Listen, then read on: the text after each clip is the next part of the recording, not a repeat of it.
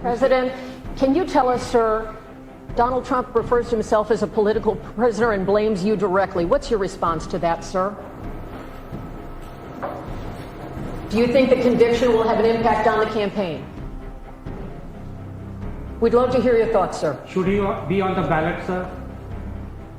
Coming up today, inflation comes in steady. Where to now for Jay Powell? Are investors too optimistic here? The latest moves from Bill Ackman. Trump media falls. Russia says they're not bluffing with nuclear weapons. China's move away from the US dollar. And all my thoughts on where we go from here.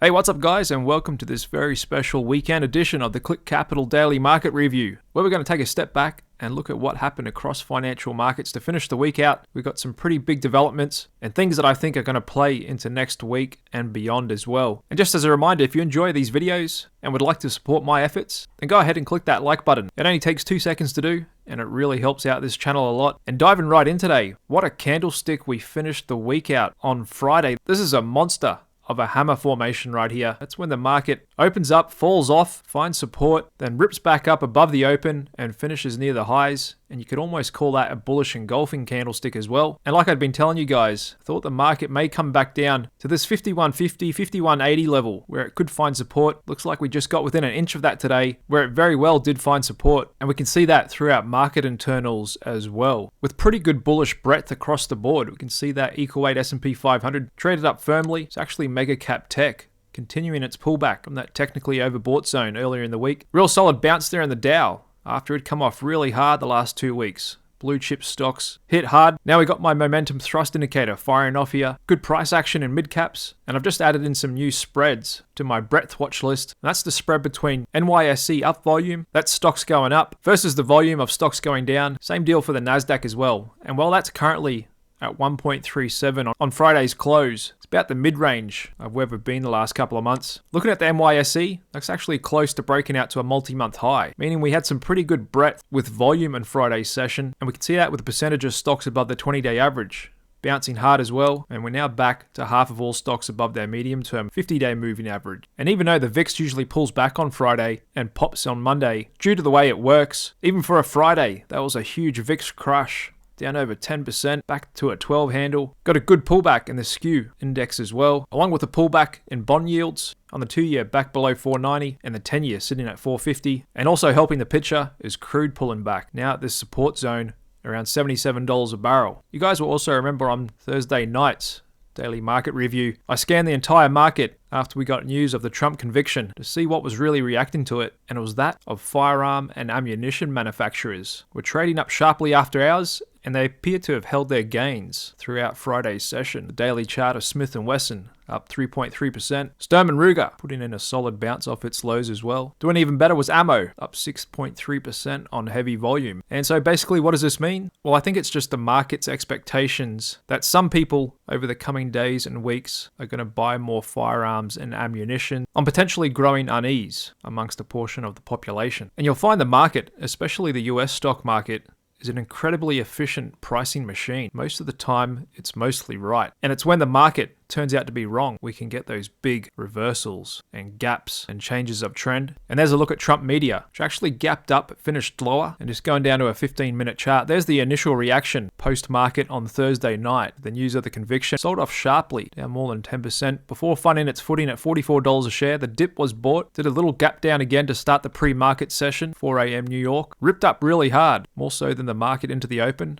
Then straight off the open, a lot of shares were offloaded and it pretty much traded flat for the day. Just jumping back over to the S&P 500. And even though it was the last trading day of the month, where you can get a little bit of what's known as window dressing by fund managers and institutions, where they add and remove a lot of names off their books so they can tidy up their monthly reports they send out to clients.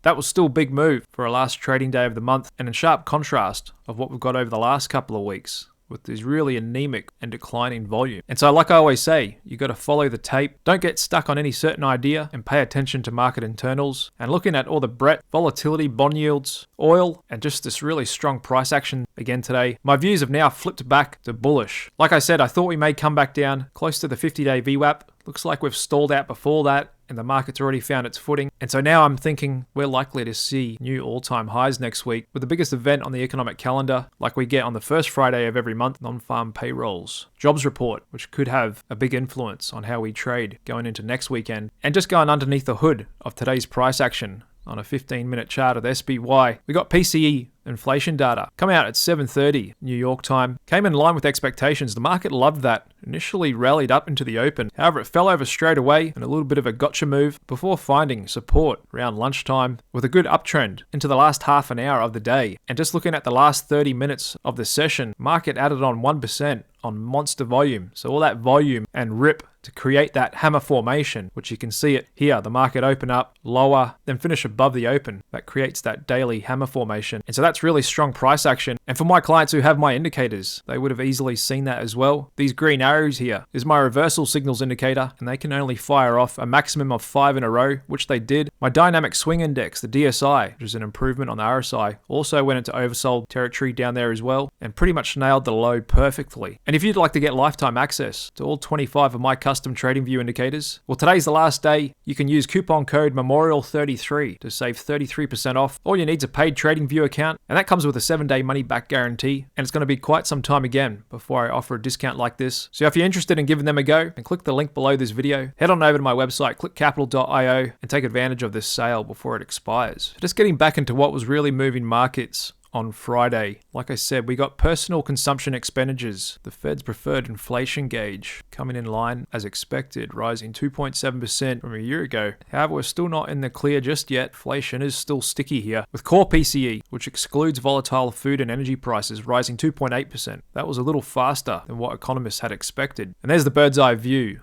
of inflation. In the blue bars, consumer price index, CPI. In the red bars, personal consumption expenditures, PCE. And so we can see in the second half of last year, that was in a steady downtrend. And it was around this time here, Jay Powell came out, pretty much said mission accomplished. We're going to start cutting rates soon. Market got super excited, priced in 6 rate cuts for this year, and off to the races we went. However, his language probably reignited animal spirits and actually contributed to the bump up in inflation, and just shows how elastic it can be and how hard it's going to be to get it really back under 2% for an extended period of time. And it's not just the States as well. Across the pond in Europe, got sticky price services inflation, where a lot of the inflation's come from this last couple of years. And even though the bond market like that today, the yield's pulling back, I say that it's more of the bond market just breathing a sign of relief. After it has been pretty firm the last 2 weeks, the yield's pushing up, maybe worried it could come in a little hotter. So that was to be expected that it pulled back today. However, I actually agree with this magazine cover that the Fed probably won't be able to cut rates this year, because just like that CPI and PCE bar chart I showed you, it had been tracking lower for 3, 4, 5 months. Jay Powell thought he was on the verge of being able to cut rates. However, he got a cold slap in the face and back up she went. And so just using that same measure, time's running out now that we're in June, to get a string of consistently low prints to give him permission to cut. Either that or unemployment will have to spike above 4.2%, currently around 3.8, and he definitely doesn't want to move too early. And then 3-4 months later, we get some hot CPI prints, and then he's got egg all over his face. So this is getting a little dicey now,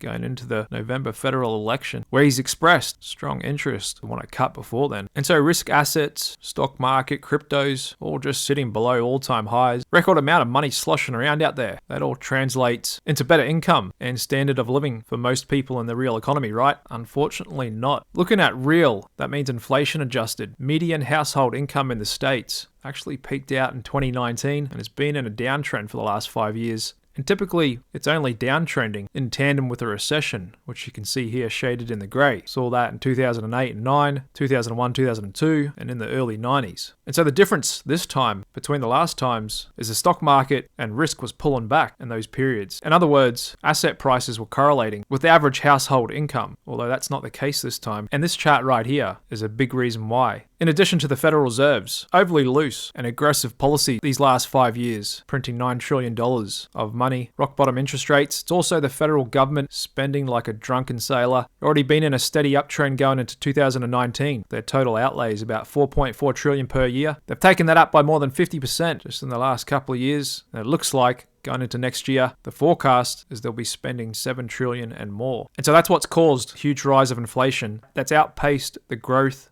in the average household income, and thus caused the downtrend in the inflation-adjusted average household income. Whilst at the same time, the government's spending at record, along with the stock market near all-time highs. Or to sum up all that data and charts in one meme, I present to you this meme with no commentary required. So are investors too optimistic here? Could this stock market drop just be getting started? Well, like I said at the start of this video, I don't think so. Looking at that price action today, I think Wall Street, the market just revealed their hand. There's really few knock-on effects from the Trump conviction. Just gun stocks ripping up. Pretty sure the market couldn't care less about it. And even though we've got decent breadth out there, what's really been leading the market this last month and turning around after a bit of softness is AI. However, NVDA, current market darling, has got a lot of what's known as concentration risk. Microsoft makes up almost 1/5 of their revenue, and almost half of their revenue comes from just 5 companies. Mega cap tech, spending a lot on GPUs. However, if the unemployment does spike, the economy does pull back, one thing that is almost guaranteed to pull back with that is huge capex, capital expenditure, spending by the biggest companies in the world.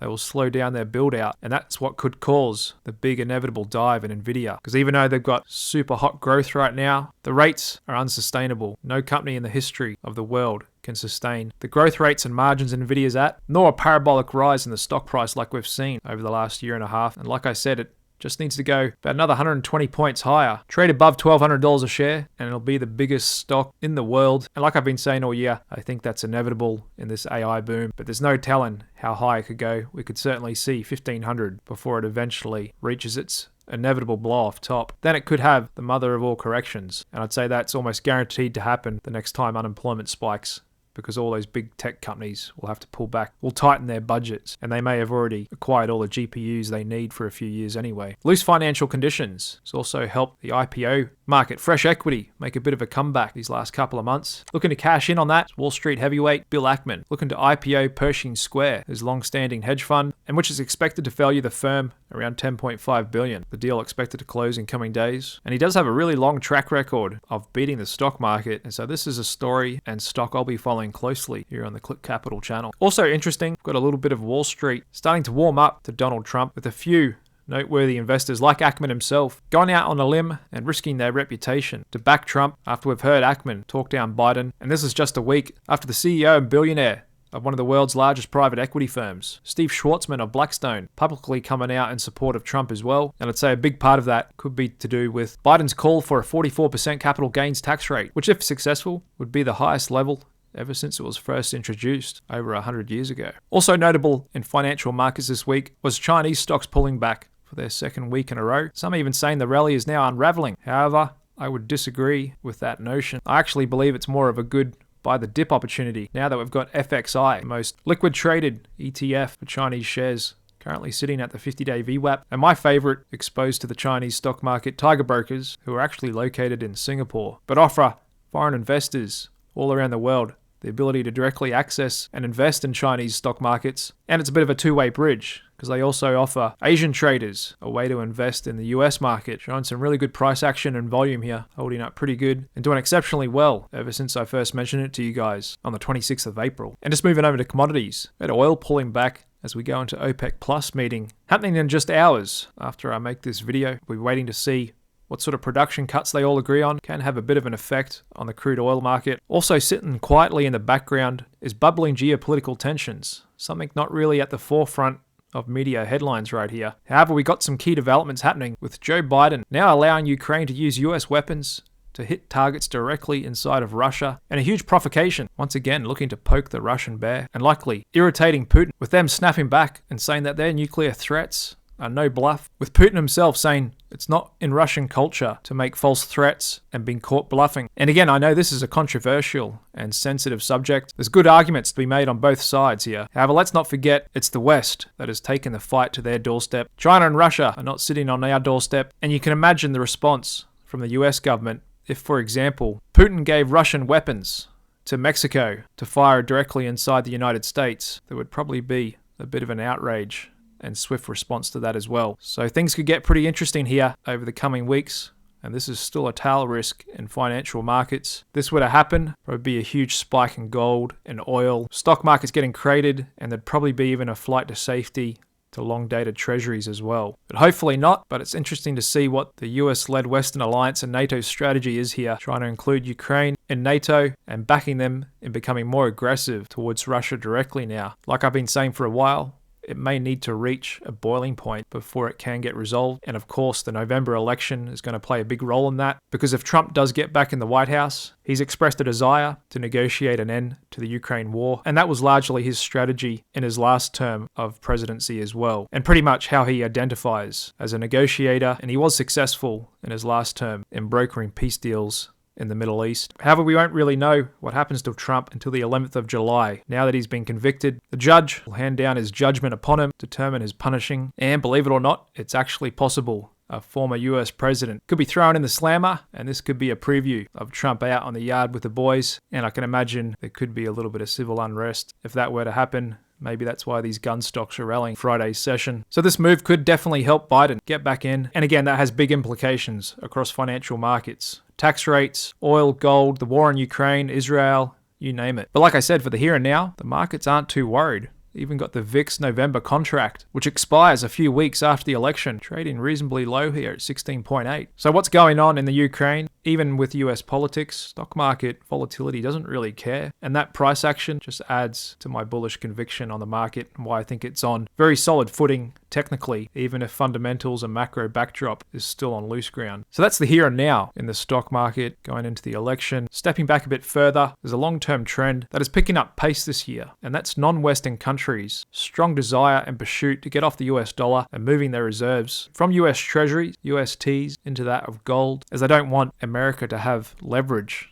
over them and be able to issue sanctions and prevent countries and companies from dealing with them in the US dollar reserve system. With some saying the actions of the US government are full of hypocrisy, as they actually hand down sanctions to other countries who weaponize their legal system against political opponents, not to mention the huge amount of growing US debt and money printing by the Federal Reserve. You could think of the US government kind of pushing the limits of how far they can exploit the US dollar reserve advantage, much to the dismay of many other countries out there. And it very well could become a casualty of the economic war. And don't get me wrong, I'm not rooting for the downfall of the US dollar. I don't think it's going anywhere anytime soon. It's just current trends are a bit worrying and long-term going in the wrong direction. However, the US dollar is likely to remain the reserve for many more years to come. And hopefully some of these negative trends can reverse and we don't see the downfall of the US dollar and political system like we see in other third world countries and banana republics. And again, I'm not arguing for or against Trump or Biden. I really don't have a dog in the fight. I'm just commenting on trends and popular held beliefs out there and just the actions being taken, just forgetting about the names Trump and Biden. It's not a good thing in the months leading up to a federal election when the front runner, after 77 years not being convicted of anything, just so happens to be convicted a few months before the election. And it's not that he's not guilty, and it's not that anyone's above the law. It's not that no one should be punished for a crime. Even if it was just classifying a $130,000 payment as a personal expense, I think what's caused a lot of unease in people, not just in the States, but around the world, with this whole thing is just a selective punishment, as there's pretty much hard evidence against all US presidents of skirting the law at some point in time, both on the left and right, and not just this selective punishment, but also the timing of it as well, just in front of a federal election, is not really a good look. However, a lot of this is just what I'm seeing out there, along with my opinion. You don't have to agree with it, so you're welcome to share your thoughts on all this below the video, and we can have an intellectual conversation about it without having to burn each other's houses down. And either way, it's certainly making for an interesting lead up into the federal election in early November. But back to my point of long term, what China's pursuing here, we can see that in this chart. In the white line is China's official gold reserves over the last 10 years, steadily climbing in an uptrend. In the red line is their holdings of US treasuries, even more sharply moving in the opposite direction. And it isn't just China. A lot of other countries, like I said, non-Westerns, are pursuing the same path. The knock-on effect of that is there's less buyers of US treasuries, less demand, which means the Treasury is going to have to offer higher yields to attract investor and institutional capital from around the world. And so the days of 1-2% yields may be long gone. And for a lot of us, we may not even see that again in our lifetime. And it's likely the US will keep having to try and inflate their way out of the debt. And hopefully we don't see the blow up of the US dollar or political system, because what you'll find with a lot of trends is they happen gradually, then all of a sudden. You could kind of think of it as the wave building in the ocean. It takes a long time to build, then it hits that crescendo and kind of rolls over. And so hopefully that doesn't happen with the US dollar long term either. But who knows? Anything is possible. Certainly will be an interesting world if the US dollar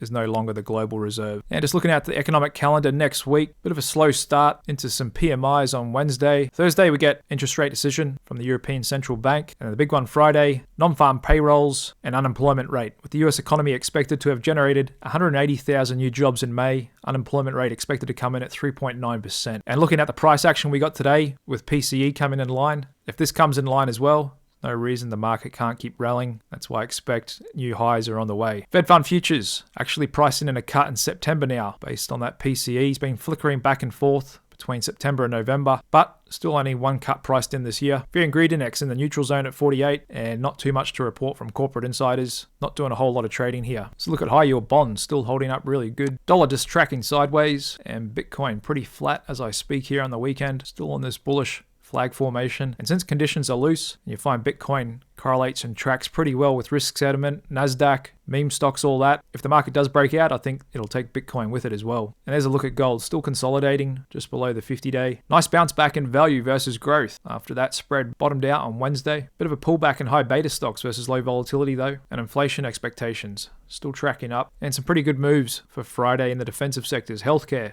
moving sharply higher, along with consumer staples and utilities, just about to break out again after giving a little buy the dip opportunity on Wednesday as well. Same with cannabis, MSOS may have bottomed out on Thursday. My reversal signal's firing off to get a little technically oversold. However, we may come back down and test 750 next week, which I think would be another good buy the dip opportunity. There's Apple firming up with some pretty constructive price action actually, which is pressing against these highs, may actually break out next week. Sharp reversal for Dell after their earnings. After that was on a strong tear the last few months, along with a good move back in the retailers after they had been weak. Earnings from Best Buy, Target moving back up, and the financials reacting to those softer bond yields as well, finishing the day higher. All right, guys, that sums up Friday's session and the week. It was a shortened trading week thanks to the market's observance of Memorial Day on Monday. Did finish the week lower. However, this is a really bullish candlestick here for Friday's session, and looking at internals and how the market just so easily shrugs off anything negative. And now we've got bond yields and oil pulling back. That just adds further fuel for the upside. Of course, the jobs data we get on Friday could sway things.